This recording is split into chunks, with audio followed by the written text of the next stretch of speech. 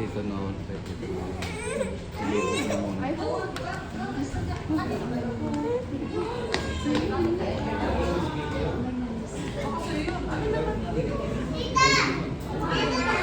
Pero maganda siya. Maganda yun.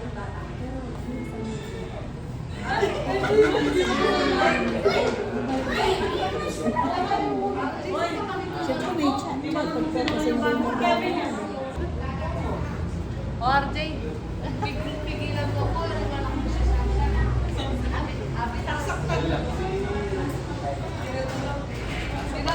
Tinanong ko kung maganda si Celeste. Halika na. Sabi niya, Hindi, akala ko syempre bata. Alam mo, yung bata talaga hindi nagsusinungaling. hindi lang siya kaya. Umiling siya eh. Wala ka na. Ako maniniwala ako sa bata eh. Maniniwala talaga. Kadalasan ng mga tinatanong kong bata, uma-agree naman sa akin. Siya lang hindi nag-agree. Walang takot siya. Hindi natakot. Hindi ka mag-a-agree sa bata kung ganyan itsura.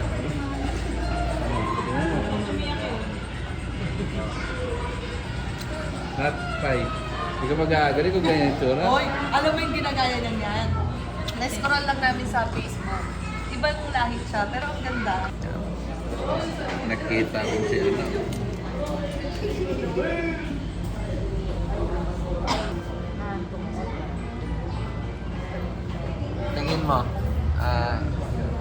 Tingin mo sino yung maglulupa sa'yo mamaya? Si Mama. Ah, dama. Mustahan. Tsaka si ano. Si Tito Alan. Kunyari lang. No. Oh, doble sabi. Ikaw siya rin tawa. Bakit rin yung ano.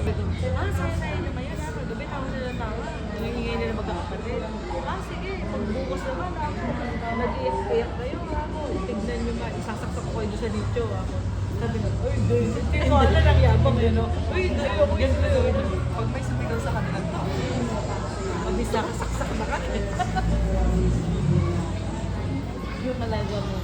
Saka iba yung ano, Nalan. Iba yung ano, kasama si Elias eh. Oh. Iba si Lolo.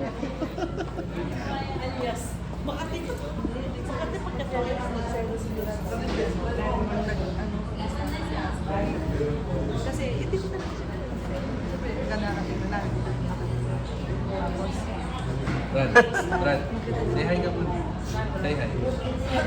Nananawagan po kay Tito Joel.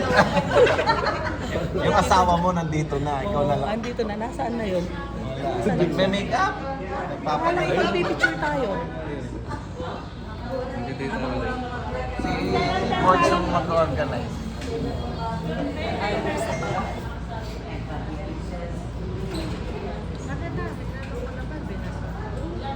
aray niya.